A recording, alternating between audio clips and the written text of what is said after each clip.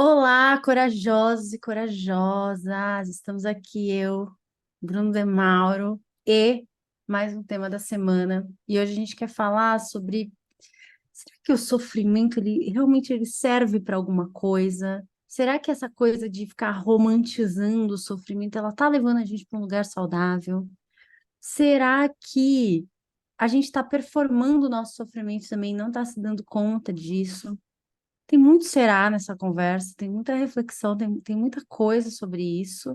E eu queria começar já com uma pergunta para o Demauro, que é, Bruna, a gente só aprende pelo sofrimento mesmo? Cíntia Cruz, olá ouvinte do Corajosamente.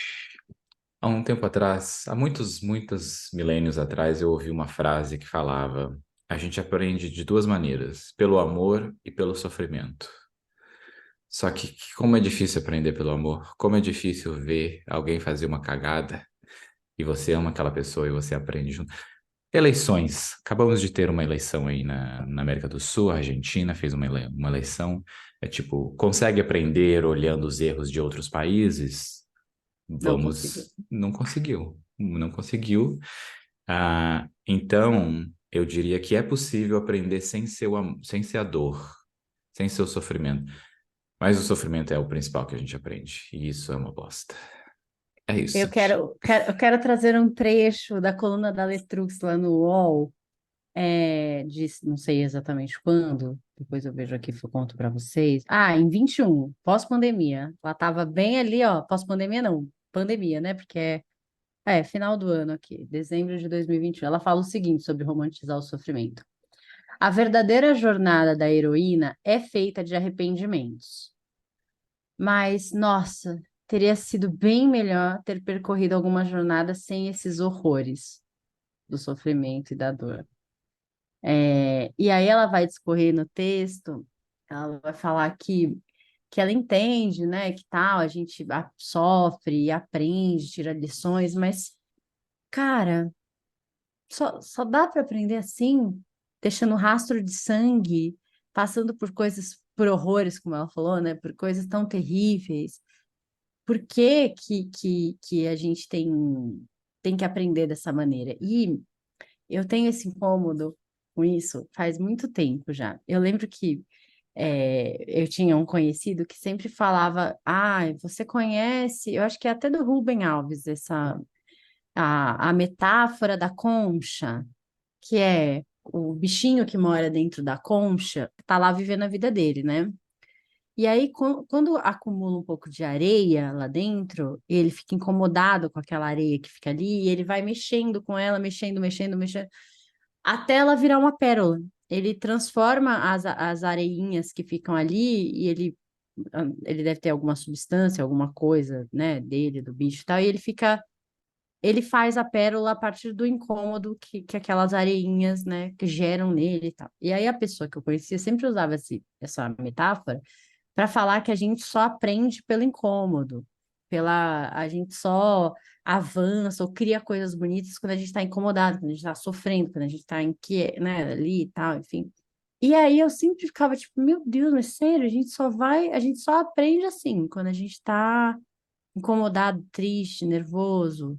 E aí também tinha, na época, uma teoria baseada, acho que a partir da neurociência e tal, que falava que a gente só recria caminhos neurais, é muito difícil recriar caminhos neurais. Então, assim, quando você pensa de um jeito, quando você faz uma coisa de um jeito e resolve fazer de outro, é difícil. A gente sabe, né? Se você está acostumado a dirigir de uma certa maneira, carro normal e vai para o automático, o seu corpo inteiro parece que, tipo, meu Deus, recusa aquilo. Porque seu cérebro tem que fazer um novo caminho e isso gasta muita energia e tal, não sei o quê.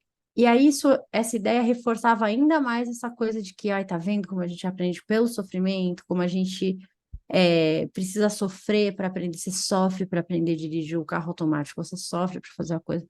E eu acho muito triste esse jeito de ver o mundo, assim, de que você só é capaz de aprender, ou você só aprende mesmo, as grandes lições, elas vêm de lugares de sofrimento.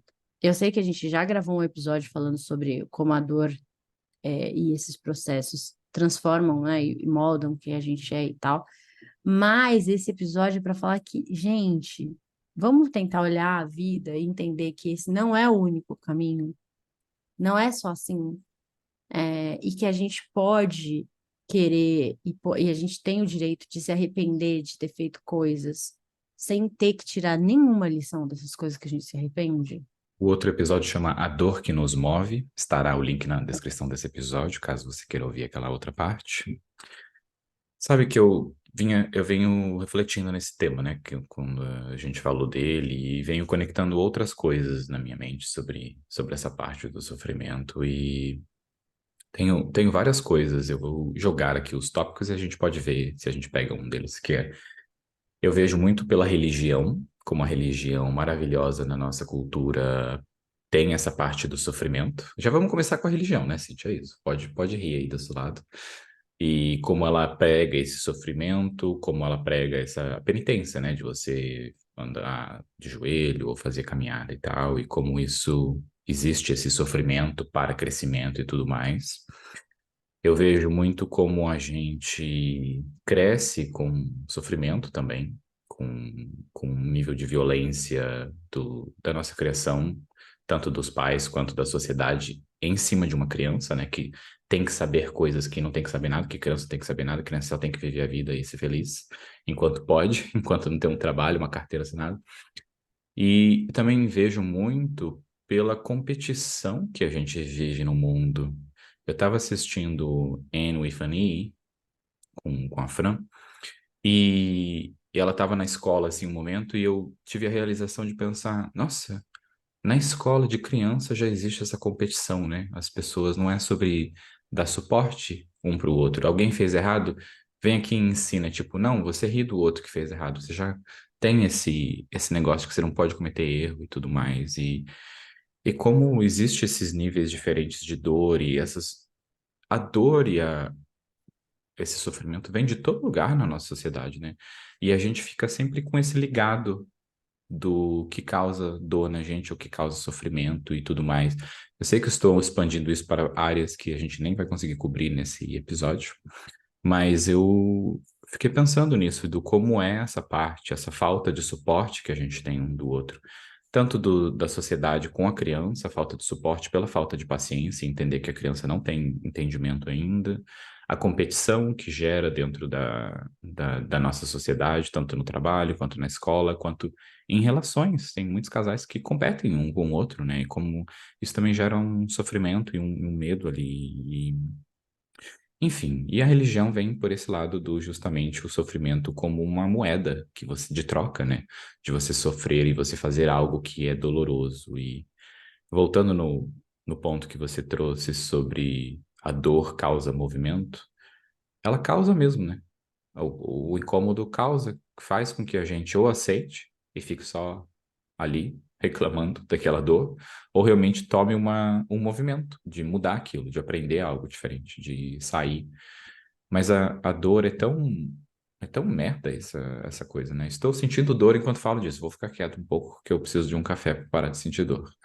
A gente vai, essa lógica judaico-cristã e da culpa, da vergonha, né? Você está sempre se sentindo culpado por algo, ou com vergonha de algo, e isso vai te angustiando, e você tenta fazer as pazes com Deus, e você reza, faz as penitências, e vai nesse processo aí todo, né? Enfim, eu não quero desdizer o que a gente já falou outras vezes aqui. Eu entendo, enfim, como psicóloga, a importância do sofrimento e como a gente pode pegar uma coisa que doeu muito e aprender a partir dela e olhar para a vida com outro olhar e tal, ok. Mas essa não pode ser a única maneira. E é isso que eu queria que a gente trouxesse com muita clareza para cá hoje. O sofrimento não pode, não deve, não precisa ser a sua única maneira de aprender, de evoluir, de criar reflexões e de entender coisas sobre você. Porque fica uma vida pesada, fica uma vida difícil, fica uma vida. Se você não é capaz de num momento de conforto emocional, de conforto físico, você não é capaz de gerar e criar reflexões sobre você, sobre quem você é, sobre o que você quer fazer da vida, tem alguma coisa errada. não tá legal, assim, se você só pensa sobre você quando você tá na angústia, quando você tá no sofrimento, quando você tá arrependido, não tá legal, assim, o nosso processo de se olhar e se pensar, ele tem que ser no momento de dor e no momento de prazer também. E aí é aquela típica situação, né, que acontece com muitos pacientes, que é, não tô com tantos problemas, as coisas já estão melhores na minha vida e já tá tudo bem, o pior já passou, vou parar a terapia. A pessoa, claro, tem todo o direito, enfim. Mas ela também pode refletir e olhar para a própria vida quando a coisa tá bem, quando tá tudo bem. Ela também pode ter um momento dela semanal para olhar para essas coisas e olhar para uma lente que não é a lente do como eu estou sofrendo com isso. Enfim, então, essa é uma coisa que eu queria frisar, assim. Você quer falar alguma coisa? Eu posso. Não, eu tô adorando isso que você está dizendo, porque entra nesse lado do que a gente vem falando em outros momentos, né? A gente não aprendeu a criar momentos pra gente. Quando a gente falou sobre amizade, a gente não aprendeu sobre o que é uma amizade pra gente. A gente aprendeu o que é uma amizade do mundo, né? Que você tem que se falar toda semana. Se você não se falar toda semana, você não é amigo. E o se olhar também é isso, né? Eu sinto que quando tá tudo bem, você vive no automático, porque tá tudo bem. E aí você ignora aqueles pequenos probleminhas, sabe? Pequena coisa que você pode melhorar sobre você, sobre a sua relação e tudo mais. E aí aquilo só vem quando você tá nesse momento de briga, nesse momento de dor. E aí é uma bosta, porque vem tudo junto, né? E aí vem a mudança por causa da dor também. Mas é isso, a gente não criou um espaço, a gente não aprendeu a criar um espaço para refletir. Ir na terapia toda semana é um espaço onde você vai refletir sobre você. Fora isso, qual é outro espaço que a gente senta e reflete sobre a gente? Que a gente senta e fala com uma outra pessoa sobre a gente, sobre algo que é difícil para a gente.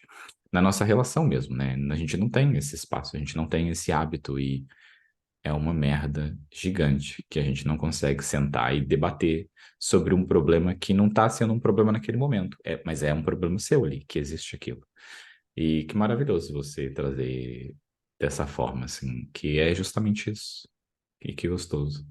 E tem uma coisa que eu gostei muito do texto da Letrux, que é quando ela fala sobre romantizar o sofrimento, que é a gente não pode se permitir, como se a gente não se permitisse se arrepender.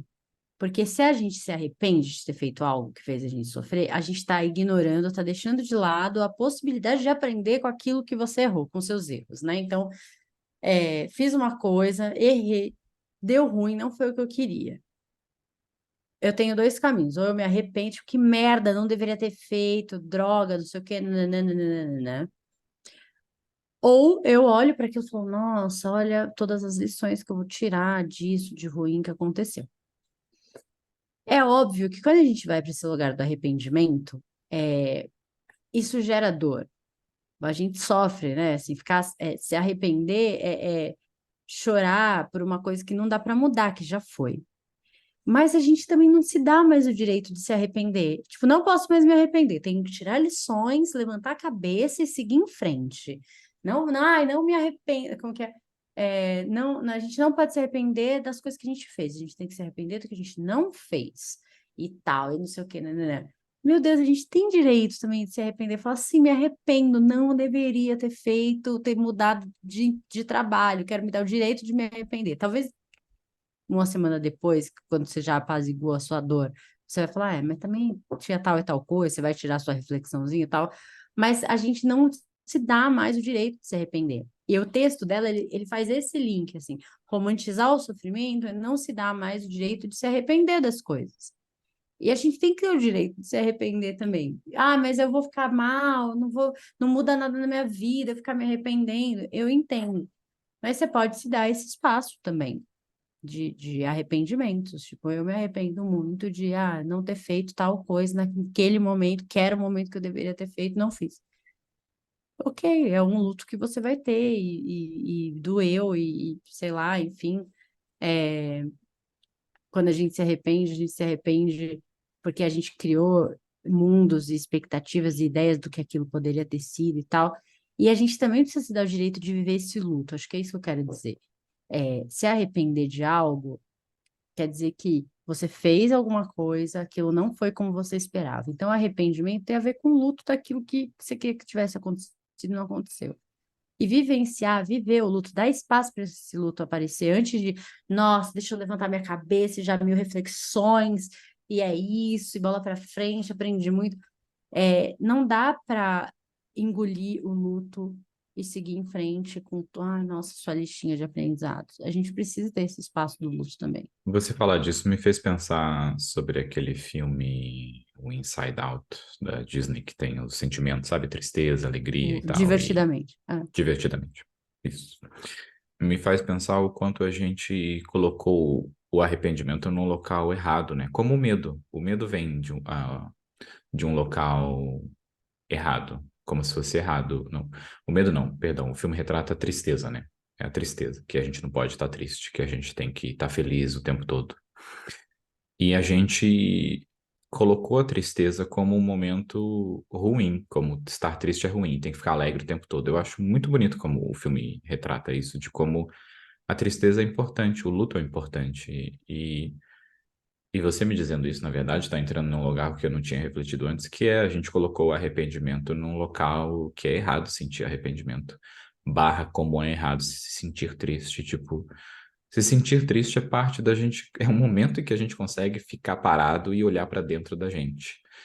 Mas até penso nisso, como a gente não consegue mais ficar parado, né? Porque o ficar triste quer dizer que você vai pegar o seu celular e você vai ficar no feed ali e não vai ficar triste.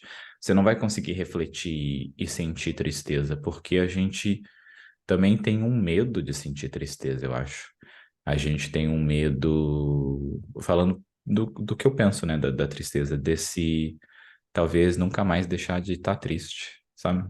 Como se existisse tristezas profundas num local assim que quando você for ficar triste, você não for deixar mais de estar triste.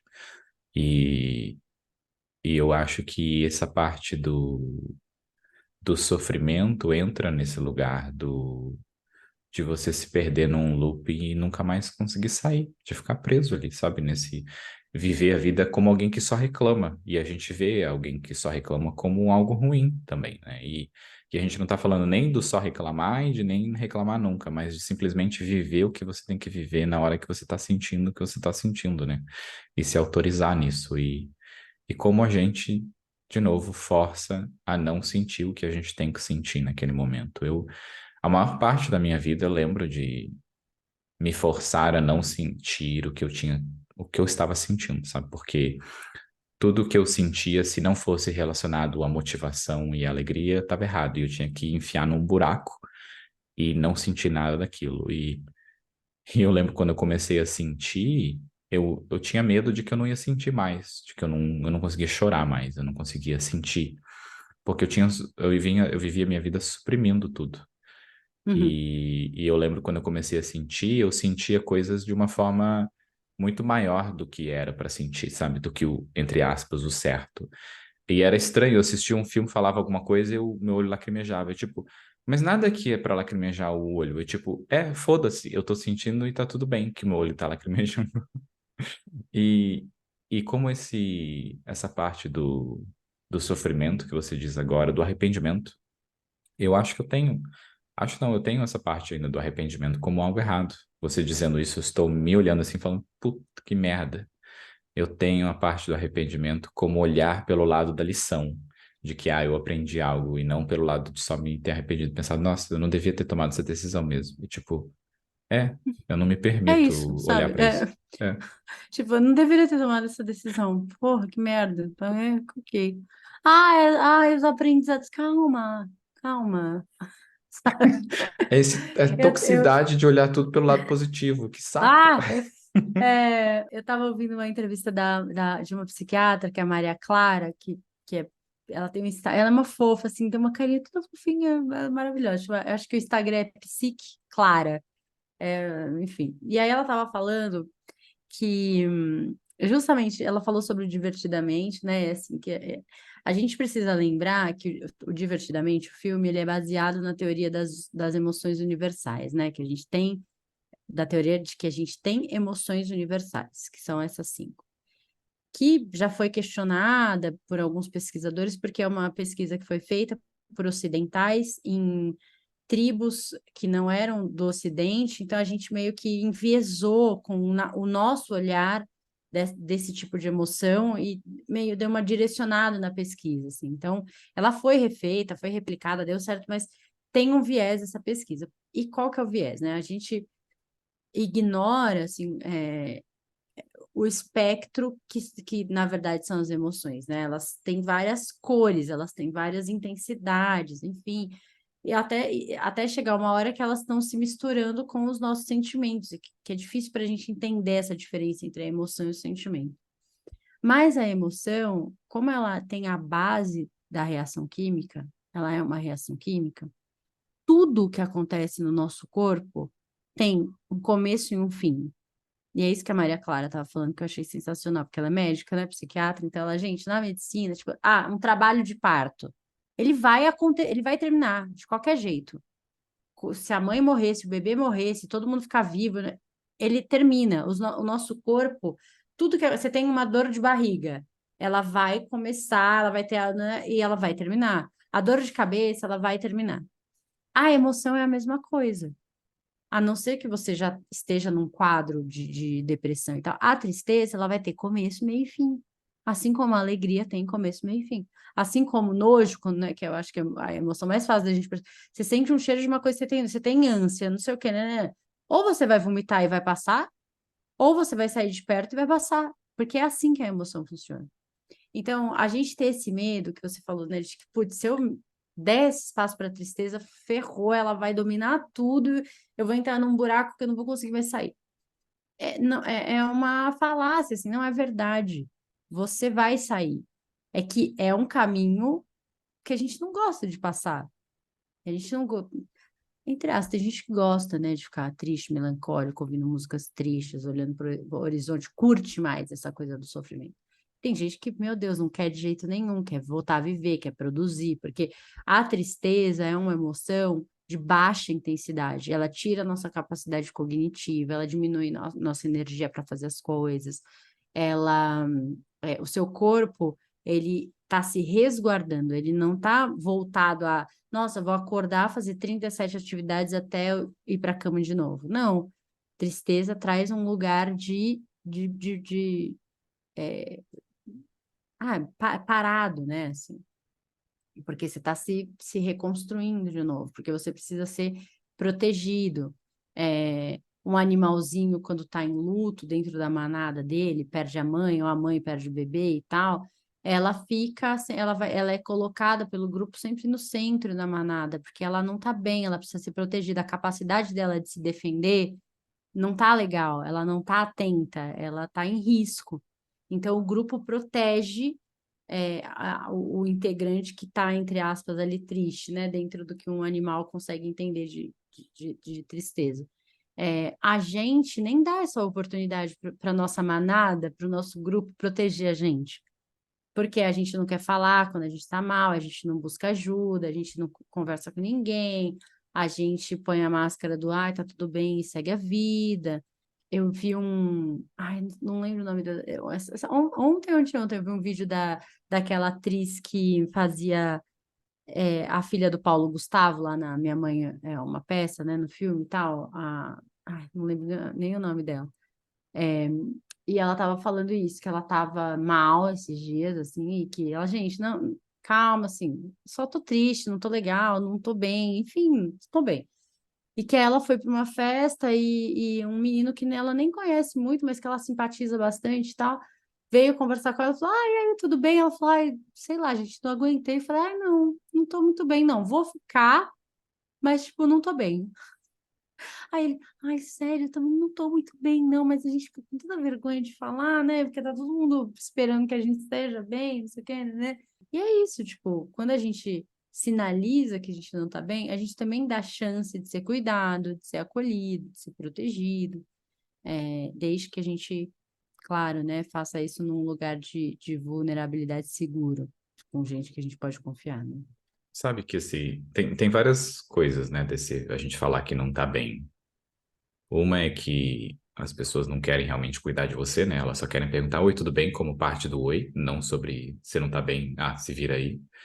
Mas eu acho que a maior parte é pelo lado das pessoas não saberem o que fazer com a informação quando a gente coloca algo assim, né? E esse até você dizendo como ela falou que não estava bem, ela falou, parte dela dizer que não tá bem, ela falou, vai passar, eu só tô no momento que eu não tô bem. Porque ela ainda colocava esse de tipo, eu só tô no momento down, mas eu vou melhorar, vou ficar melhor, sabe? Que é justamente, é só isso, só queria te dizer e viver esse momento.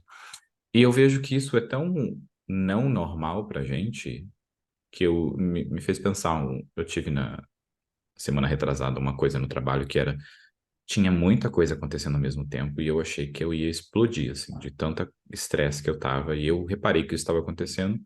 Eu me tranquei numa sala, sozinho, coloquei meu fone de ouvido e coloquei um negócio para eu relaxar, assim. Deu 10 minutos de estar desligado, passou. Eu sentia que, assim, que eu podia sair da sala, o prédio podia estar em chamas, que estava tudo bem, estava tudo tranquilo comigo. E aí eu lembro que eu tive logo em seguida uma reunião com uma pessoa e eu falei para essa pessoa o que tinha acontecido. E essa pessoa ficou num momento assim de tipo, nossa, mas o que que a gente pode fazer para melhorar? Daí eu falei, não, eu já fiz. Que foi isso? E eu vi nesse momento como gerou esse momento de alarme na outra pessoa, sabe? De tipo, como que a gente resolve isso? Como que a gente faz isso? Tipo, não, eu só tô te dizendo que algo não natural estava acontecendo e já passou. E como é essa parte, né, se não está tudo bem, ou se quando a gente fala até que está estressado, mas está tudo sob controle, é tipo, tá mesmo sob controle?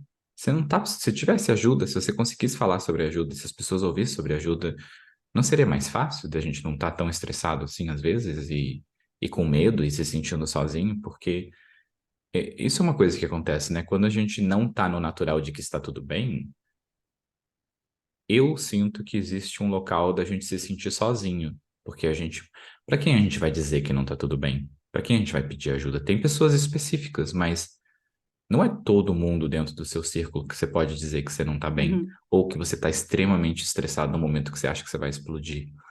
E que bosta que é isso, né? Da gente não se sentir seguro assim. E será que a gente também consegue criar ambientes para outra pessoa se sentir confortável de dizer que não está tudo bem com ela? Porque uma coisa é ela não saber fazer, porque a gente também não sabe, mas a outra é também o entender que algumas pessoas estão disponíveis para a gente dizer que não está tudo bem, que a gente está completamente estressado, né? E como isso é ruim também, né? Esse local de não se sentir seguro para dizer que você não está bem.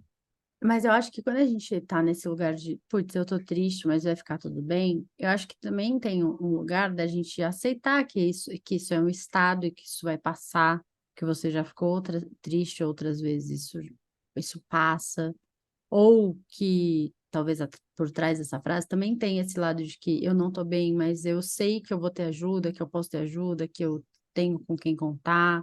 Eu não sei, assim, eu sou para mim é difícil falar desse lugar, porque eu acho que eu sou uma pessoa muito privilegiada nesse contexto, assim, de ter sempre com quem contar, não, assim, quando eu tô mal, e que é raro, assim, não sei, não consigo lembrar a última vez que eu fiquei mal de verdade, assim, faz muito tempo.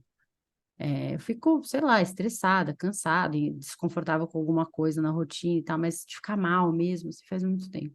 Mas todas as vezes que aconteceu, assim, eu sempre tive essa segurança de saber que eu ia ter com quem contar, que eu tinha para onde correr, que eu ia ter um colo, alguns colos seguros. Então, e aí eu acho que esse é o local de privilégio, né? Talvez por ter tudo isso, para mim é muito mais fácil me permitir passar por esse luto da dor e vivenciar isso, porque eu tô segura, eu sei que alguém vai me acolher, me segurar, enfim, né? É, eu sei que nem todo mundo tem isso, que nem todo mundo tem isso no seu círculo de amigos ou no seu contexto, e que de fato, quando sofre, se sente muito sozinho. Eu acho que se sentir sozinho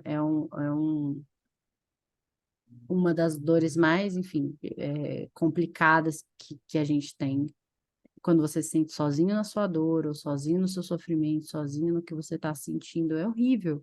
É, o que eu falei no vídeo esses dias que eu gravei lá para o Instagram, né? Assim, a gente se sente tão afastado das pessoas, tão fora do mundo, tão excluído quando a gente está com uma dor à flor da pele, que muitas vezes só a arte consegue fazer companhia para a gente. Só quando você lê um texto que fala sobre a mesma dor que você está sentindo, quando você escuta uma música que você fala, nossa, é isso que eu estou sentindo, meu Deus, alguém conseguiu.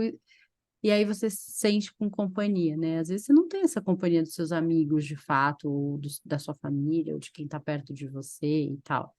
E aí esse caminho se torna muito mais difícil mesmo. E aí, talvez, nesse contexto, a única saída da pessoa é levantar a cabeça, chacoalhar a poeira, olhar só para os aprendizados e seguir em frente. Eu venho pelo lado oposto do seu, que é justamente o de estar sozinho na maior parte da minha vida. Hoje eu não me sinto mais sozinho, hoje eu não estou mais sozinho, mas a maior parte da minha vida foi Trabalhamos para isso, né, Mauro? Para você não trabalhando se para sentir isso. sozinho. E eu lembro o quanto foi necessário para mim justamente olhar tudo pelo lado de como um aprendizado. Eu precisei me adaptar a isso, né? A ler disso, mas você falando agora desse buscar na música, buscar na escrita, tipo, eu fiz isso e não tinha me tocado. Eu buscava companhia na arte, eu buscava companhia na leitura, na leitura sobre o que eu estava sentindo, sabe? No ouvir música, no que eu estava sentindo e consumir coisas no que eu estava sentindo, sem me dar conta que isso era parte de eu não me sentir sozinho, por encontrar alguém que em algum momento se sentiu como eu me senti naquela parte. E como é uma. Eu lembro como eu era sozinho. E eu aprendi a viver comigo mesmo, viver nessa solidão, sabe? E a solidão não me causava dor, mas também causava dor, porque ela causava dor quando eu justamente precisava de colo. E eu não tinha colo para pedir. Um, porque eu não sabia pedir colo também, que esse era um outro fator, mas o outro porque a minha família é extremamente pequena, eu não tenho mais os meus pais e eu também mudei de país, né? Fui lá longe caralhado e não sei na onde, e não tinha ninguém lá, né? Eu ia pedir colo como? Então isso retardou um pouco o meu aprendizado também de pedir colo, porque as relações que eu tinha foram completamente desligadas, né? Eu tive que começar tudo do zero. Até você falando me fez lembrar disso, que eu lembro do meu terapeuta me dizer uma coisa que era, ele disse, você vai sobreviver. Eu estava num momento de uma decisão difícil, eu tinha dúvidas sobre essa decisão, eu tinha medo sobre essa decisão. E eu lembro quando ele falou isso de você vai sobreviver, parece que virou uma chavinha dentro de mim, assim, sabe? Era uma peça que faltava no entender que é isso. Eu tinha medo, eu estava inseguro, estava isso e aquilo, e era como se tudo fosse de pior acontecer, sabe? E quando ele disse isso do você vai sobreviver, eu entendi que era isso. Eu posso tomar decisões erradas, eu posso me sentir sozinho, eu posso ter medo, eu posso chorar, e eu vou sobreviver, vai passar. Entra muito nesse lado que você falou, que os ciclos têm um período, e ele começa, Uhum. passa e termina. E a gente não consegue ver claramente desse lado, né? Eu lembro quando eu me sentia sozinho, hoje eu não sinto medo de me sentir sozinho mais. Eu entrei tanto num local de saber que mesmo se eu perdesse todos os amigos que eu tenho hoje, eu tenho a capacidade de criar amigos novos que vão me dar colo. E, tipo, que coisa maravilhosa. Eu não quero perder os meus amigos, nenhum deles. Eu Pelo quero amor todos de ali, Deus, maravilhosos. exatamente. Especialmente os de cachinhos, maravilhosos. Mas como é esse lugar do justamente entender que a gente vai sobreviver e que a gente tem espaço para ser cuidado. E também que eu aprendi a pedir para ser cuidado, que eu estou precisando ser cuidado. Porque essa eu acho que foi a parte mais difícil mesmo. Não era encontrar pessoas que iam cuidar de mim, mas era eu deixar as pessoas cuidarem de mim. Esse era o mais difícil. As pessoas nem conseguiam se aproximar, né? Tipo, É. como que iam me dar cola e ajudar e tal. Tem uma outra coisa que esse tema me fez olhar muito, assim, que também é uma coisa que eu tenho percebido. Eu sempre tento olhar as coisas por dois lados, né? Não só pelo lado negativo e tal. Então, eu que fiquei pensando sobre o lado positivo e negativo, que é a performance do sofrimento, sofrer performando. Então, a pessoa faz um vídeo chorando e falando do não sei o que, do que ela está sentindo. E aí, quando esses vídeos aparecem para mim, eu vejo nos comentários assim: nossa, sofreu tanto que teve o sangue frio de pegar o celular e gravar. Ou a pessoa, não sei se você já viu esses vídeos, mas ela tá contando alguma coisa, tipo assim, esse caminho não foi fácil, muita coisa aconteceu, e aí vai mostrando várias cenas dela fazendo coisas, dela chorando na frente do celular, tipo assim, como que a pessoa, ela tá num momento de dor e tal, e ela liga o celular para chorar na frente do celular, o que que acontece ali, né? Ou ela vai falar do sofrimento dela, mas aí ela faz uma maquiagem, ela arruma o cabelo, ela põe o tripé, a luz, e aí ela, ai, a gente queria falar que eu tô sofrendo muito e tal, não sei o que, né? Eu acho que o lado negativo disso é que a gente parece que você tem o momento certo e o jeito certo de sofrer, que se você vai parar de chorar, pegar o celular, ligar o celular e aí continuar chorando, cadê a naturalidade de você estar sentindo, de como você está sentindo e tudo. Mas, por outro lado, quando as pessoas compartilham o sofrimento delas numa rede social e tal, mesmo que performando, e o performando quero dizer montando, né? Assim, fazendo a coisa um pouco mais pensada. Quando as pessoas compartilham, mesmo performando, elas estão mostrando para o mundo que elas também sofrem, que elas também titubearam nesse caminho, que elas também, que não foi só viagem legal e amigos divertidos. Então, eu acho que também o lado positivo é que traz esse lado de que, ó, queridos, não achem que não parem de se enganar com essa ideia de que essas pessoas têm uma vida perfeita e tá tudo perfeito e não tem nenhum problema. Recentemente tiveram dois casos famosos assim de mulheres que sofreram violência doméstica, né? Que foi a Ana Hickman e a Patrícia, esqueci o nome dela, enfim, que também trabalha com, que é influenciadora e tal. São duas mulheres bonitas, com grana, com né, acesso a pessoas, a muitas coisas e tudo. E no caso da Patrícia, ela realmente se separou e abriu o processo, entrou quando tem vídeos, áudios, coisas assim. E as pessoas ficam meio chocadas, assim, e é doido ver o choque das pessoas, porque elas realmente acreditam só na vida cor-de-rosa que é colocada nas redes sociais. Nossa, mas a Patrícia era tão feliz com o marido. Minha filha, o que que você sabe do casamento da menina? Você via 2 vídeos por semana e já era bastante para você achar que conhecia profundamente o casamento da Patrícia, ou da Ana Hickman, ou enfim, né? A gente acredita nessa performance. E essa performance está acontecendo cada vez mais. Eu acho que a pessoa, ela liga o celular quando ela está chorando e grava, não porque no momento que ela está chorando e gravando, ela está pensando em postar, mas porque ela quer registrar aquilo. Ela quer, em algum momento, eu acho, voltar e falar assim, nossa, olha o que eu estava sentindo, como eu estava pensando nesse momento aqui. É, que loucura, já passou, já foi, né? Tipo, mas olha aqui, o que que eu senti nesse momento. E os seres humanos, a gente tem uma necessidade de registrar que é ancestral. Do desenho das cavernas até o tanto de foto que você tira, que depois você nunca mais olha, mas naquele momento você pensa, nossa, eu preciso registrar, eu preciso eternizar eu preciso guardar esse momento, tá muito legal. Eu vou tirar uma foto aqui dessa festa, desse show, desse não sei o quê. Antigamente a gente ainda olhava as fotos, porque eram poucas. Hoje em dia, quem que para, nossa, deixa eu ver esses 10 mil fotos que eu tenho aqui. Que é isso que eu tenho? É, Enfim, estou viajando aqui no meu caminho do sofrimento.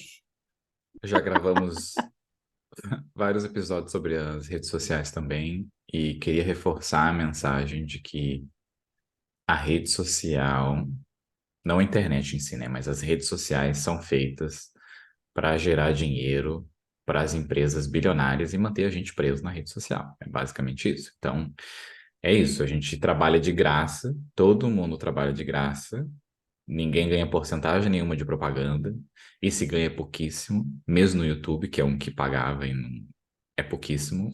Só olhar a quantidade de dinheiro que os acionistas dessas empresas têm e continuam fazendo no trabalho escravo da sociedade do século XXI, que é performar na internet e dizer que a sua vida é perfeita e a do outro tá cagada. E é tipo, antigamente era revista, né, que você ativamente comprava na banca. para ver a fofoca, para ver a vida dos outros. Era passivo. Agora não era ativo, né? E hoje é Era ativo. passivo. E hoje é tudo na nossa cara. Você abre para ver como tá seus amigos e de repente tem milhões de coisas ali que você não quer consumir, e você nem percebe que você não quer consumir, tá tudo acontecendo com você. E é tão performático que é isso, né? Tipo, primeiro a rede social você não pode mostrar nada sexual, então um mamilo feminino é sexual, não pode, vai ser banido. Alguém fazendo cocô, não pode. Ninguém famoso ali tá fazendo cocô. Como já tem essa imagem de antigamente, né? Lembra que a Sandy não cagava, é um meme de, sei lá, 20 e poucos anos atrás, ou fazia cocô com cheiro de rosa, e como é performático. É, tipo, isso não era da Sandy, né? Isso era da sociedade colocando na Sandy.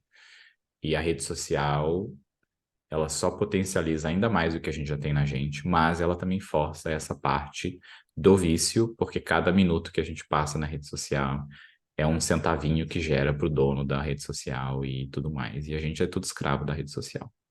Enfim, fora o desabafo da rede social, voltando à realidade aqui, como eu sinto essa performance mesmo, e eu vejo como a gente tem momentos, né? Antigamente era 10 coisas que você precisa saber sobre não sei o quê. E agora é, veja como você está fazendo errado. Você toma água errado, veja o jeito certo. E é tipo, é sempre nesse ponto, né? Que é o negativo gera mais engajamento, gera mais coisa, né? Mais movimento e mais dinheiro. E por assim propaga-se mais rápido. E o aprendizado e o cuidado e o choro mesmo. O choro gera mais engajamento. Por que isso? É curiosidade. Por que que essa pessoa está chorando aqui? E é tipo, que bosta, né? E eu acho que entra muito nesse outro lado de novo, da competição, de como a gente, como sociedade, compete um com o outro. E a gente não deveria pensar em competir, a gente deveria pensar que eu, como um ser humano, tenho milhões de sentimentos, sinto que várias coisas que eu sinto são erradas, e como que eu entendo que o que eu sinto é certo, não é errado o que eu sinto, é certo o que eu sinto, esse é o primeiro ponto. E porque quando alguém que eu conheço sente qualquer coisa que não é felicidade e tudo mais, me causa desconforto. Eu acho que uma parte é porque a outra pessoa está conseguindo pedir ajuda e talvez eu não consiga pedir ajuda, porque eu também me via muito nesse lado. Como eu vejo até nesse lado, eu ainda tenho essa parte tóxica do pensar que eu tenho que tirar uma lição de cada decisão errada que eu tomei. Tipo, não, eu tomei uma decisão errada, eu tenho que E aprender a pronto. reclamar. É, eu tenho que aprender a reclamar. Que bosta, o Bruno do Caguei. passado tomou uma decisão errada. E é isso, queria reclamar um pouco. E a gente tem esse espaço de competição com a É. gente mesmo e Mas, com o outro, Bruno, né? tem uma coisa que eu acho que gera muito sofrimento e que se a gente entendesse, facilitaria, ai, tanto a vida, que a gente tenta se enquadrar até na hora de sofrer. Então, quando você está sofrendo, você tem um jeito certo de sofrer. Tipo assim, se você terminou um relacionamento, você tem que sofrer, mas não muito. Você tem que ficar mal, mas não a ponto de interromper suas atividades profissionais. Você tem que repensar. Você não pode também terminar e já sair, encontrar suas amigas, já tá feliz, e não sei o que, sabe? Tipo, e aí a gente fica tentando se enquadrar em como a gente acha que essas normas invisíveis de como você está vivendo, e aí a gente sofre por estar sofrendo, sofre por estar sofrendo pouco, sofre por estar sofrendo muito, sofre por não estar sofrendo do jeito certo. O mundo emocional, gente, ele é uma coisa tão complexa e é uma coisa que acontece em paralelo com tantas coisas. Então, você pode estar com um sentimento de luto, que é algo que vai demorar, vai durar tempo, vai passar por etapas, e em paralelo está vivendo emoções que vêm e vão embora rapidinho, de alegria. Você pode estar no luto e ter um dia feliz. E no outro dia, e o luto está acontecendo em paralelo aqui. Não é que ele deixou de acontecer e agora você está feliz. Não, as coisas vão acontecendo junto. Você pode estar mal pelo final do seu relacionamento e tal, não sei o quê, mas você pode estar saindo, você pode estar vendo as pessoas que você ama, você pode estar com suas amigas. Eu lembro que logo que eu me separei, que eu mudei de casa e tal, eu recebi minhas amigas em casa, na casa nova, e eu postei uma foto da gente junta. E aí, depois de um tempo, uma pessoa veio me falar que eu estava. Ai, qual foi a palavra que ela usou? Como se fosse assim: nossa, você tá desdenhando do sofrimento do seu ex-marido. Tipo assim, você tá. Ai, não lembro a palavra, mas tipo assim, esfregando a sua felicidade de estar separada na cara dele, assim, que você não devia ter feito aquilo. Tipo, primeiro, não, eu não estava feliz, eu estava num momento de alegria, porque eu estava com as pessoas que eu gosto, não quer dizer que eu não estava no luto. E aí, se a gente compra isso, tripudiando, ela fala, você estava tripudiando o sofrimento do seu ex-marido quando você fez aquilo e tal, não sei o quê. Quando a gente compra isso de verdade, a gente vai ficar sempre tentando buscar a fórmula certa de como você tem que sentir as suas emoções, inclusive o sofrimento, sem achar. Porque sempre vai ter alguém para criticar. Se você tá muito mal, a pessoa fala, cara, mas você já tá mal há 7 dias, levanta essa cabeça, já deu, né? Se você fica só um dia, tipo, é pouco, que é isso? Talvez não gostasse tanto, talvez não, né, e tal, enfim. Então, ficar buscando o modelinho perfeito e correto de como você tem que sentir as coisas, gata, gato, gates, não vai rolar. Não dá certo, não funciona. Esse negócio do. É maravilhoso entender que não importa o que você faça, sempre vai ter alguém que vai reclamar do que você faz. E é melhor você fazer o que você quer do que performar, né? Porque se você for performar, alguém vai reclamar mesmo, e se for você mesmo, alguém vai reclamar. É melhor ser você mesmo, que pelo menos você não tá colocando muita energia, você tá pelo menos sendo só você e Só existindo. sendo, Só exatamente, só sendo. sendo quem você é. Sabe Ai, que que loucura. nesse exemplo eu lembro do. Quando a minha mãe faleceu no velório dela, eu lembro que tinha pessoas rindo, amigos dela e tudo mais. E eu lembro de ficar com raiva, de tipo, é pra você estar aqui, é pra você estar triste, não é pra você rir. E era justamente isso, eu lembro de aprender que, não, cada pessoa. Eles estão contando a história dela, eles estão lembrando de coisas, como eram felizes momentos com ela, sabe? Mas eu lembro que no velório, pra mim, tinha que estar todo mundo triste e sofrendo. Era isso que era parte do velório, sabe? E eu lembro de aprender isso. Agora eu tô pronto. Próximo velório pode me convidar, que eu sei que pode rir. Mas eu lembro de assistir em filmes e ver isso acontecendo em filme e ver pelo lado de alegria, de justamente isso, as pessoas estão É. celebrando no momento que a gente tem como sociedade de pensar que é o momento mais triste que você tem que estar na vida, tipo, mas também existe alegria nesse momento, alegria de relembrar, de viver aquela alegria que aquela pessoa trazia e a gente pensa na morte também num local tão escuro e tão doloroso e esquece que tanta vida que também existiu naquela pessoa, apesar dela ter ido embora, e a saudade, e o luto, que são tudo. A gente tem que sentir o que tem que sentir e aprender também com os outros.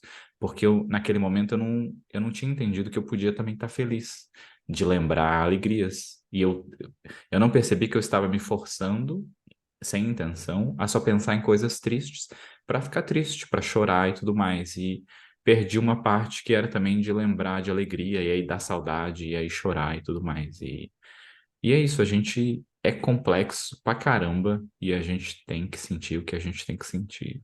Mas eu entendo você estar nessa postura no velório da sua mãe, porque é óbvio que você queria companhia na sua dor também, né?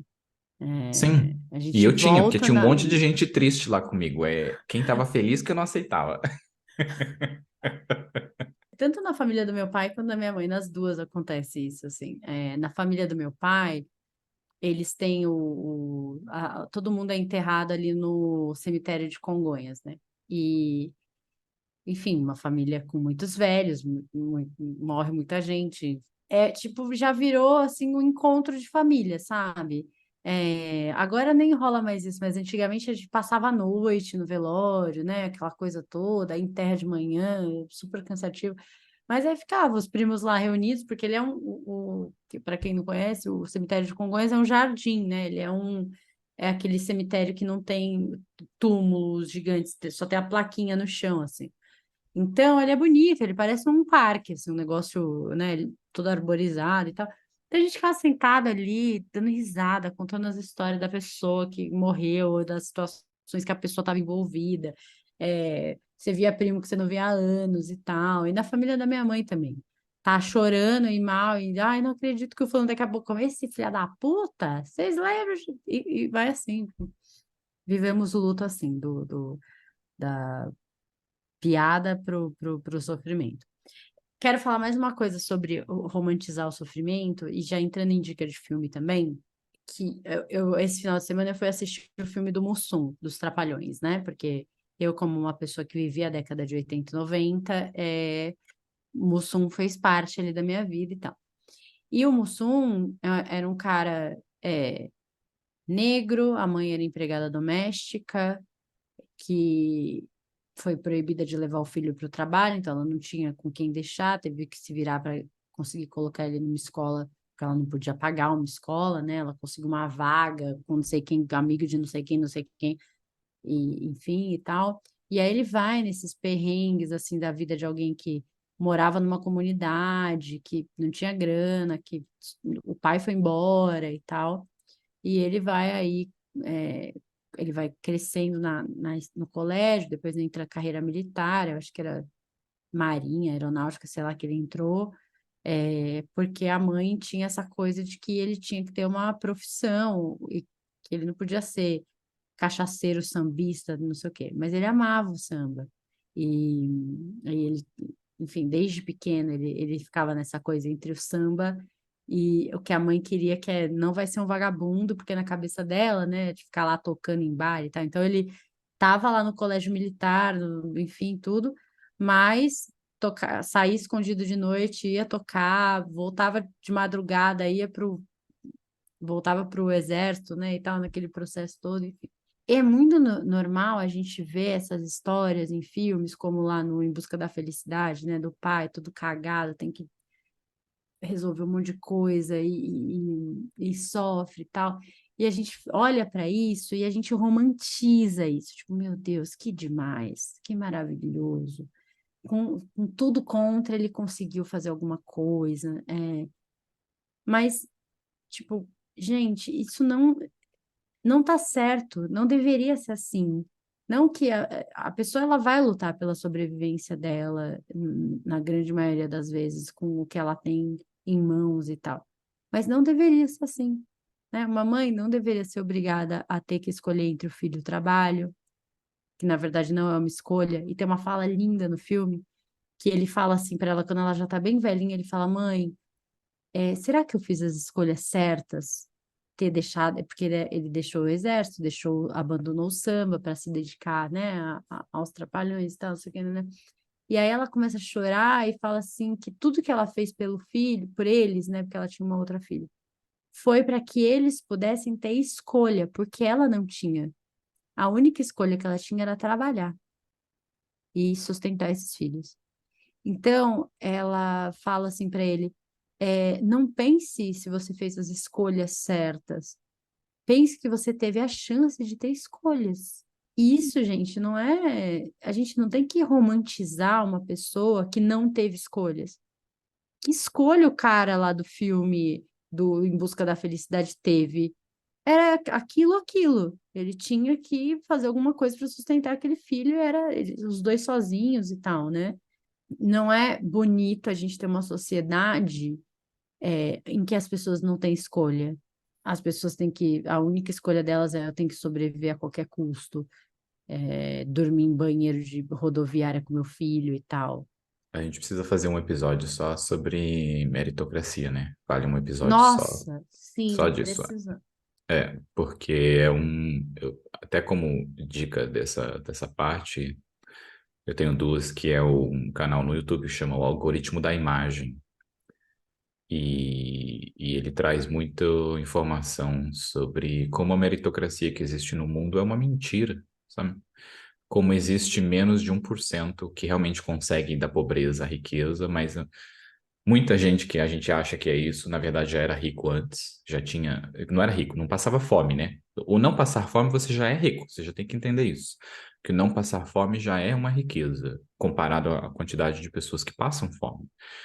E como esse filme do Will Smith mostra que ele é menos de 1% da população, né? Mas a sociedade adora pegar essa pessoa e falar que tudo é possível, que você que está catando lixo na rua porque você não tem o que comer, se você se esforçar o suficiente, vai ser possível. Tipo, não, não vai.